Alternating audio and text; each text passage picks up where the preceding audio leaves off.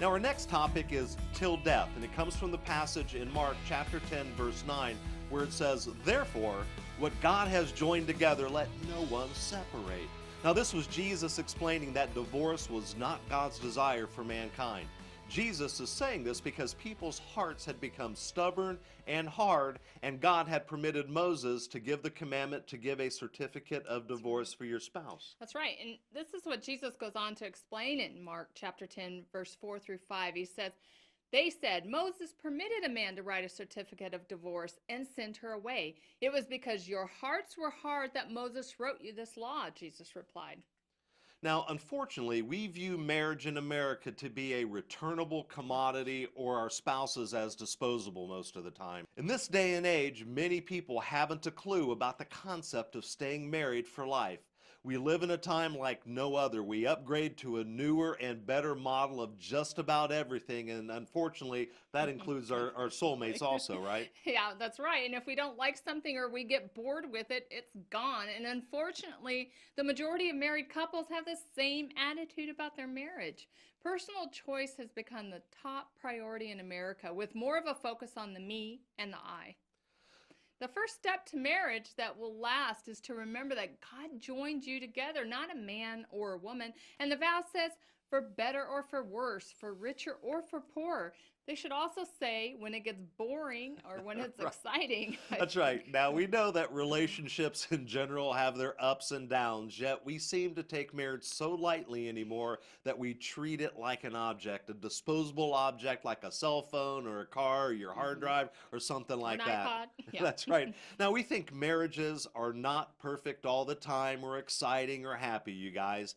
But when there is a bump in the road, we seem to be looking for like the next exit ramp to get off. Whoa, whoa, whoa. Back the car up. Don't automatically look for a way out. Instead, look for the beauty around you on your way down life's highway. The Apostle Paul says this in 1 Corinthians chapter 7, verse 28, about how we should expect trouble to come. He says, "But if you do marry, you have not sinned. And if a virgin marries, she has not sinned. But those who marry will face many troubles in this life. And I want to spare you this." Now, Paul's desire was to spare people the trouble that comes in a marriage. And our hopes, though, are that you can do this study and understand that we need to plan ahead for trouble so that we can be prepared. It's just like preparing for an emergency or a disaster. If you never prepare for the event, it's going to be very difficult to minimize the damage when the trouble comes. You can't prepare for the bad times just by ignoring them and acting like everything's always going to be good, right? That's right. That's not true, right? The time for preparing for trouble is when times are good. So a couple can develop a plan for handling trouble instead of abandoning ship. Now, as married couples, we tend to think of our relationship in human terms and not as God joined us together, not as if we're in covenant with God. Now, the marriage covenant is so important to God that he used it as an example of how he views his relationship with us. That's right. And here's what God says to the nation of Israel in Hosea chapter 2, verse 16. "In that day, declares the Lord, you will call me my husband. You will no longer call me my master." Now, even when we find ourselves in a difficult situation in marriage, feeling alone and hopeless and possibly headed towards a separation or a divorce, God never separates from you or files a certificate of divorce with you. It's a good thing he doesn't. That's right. Now, the beauty of marriage is that God does not expect a marriage to be perfect between the husband and wife, but rather a commitment they have made with him.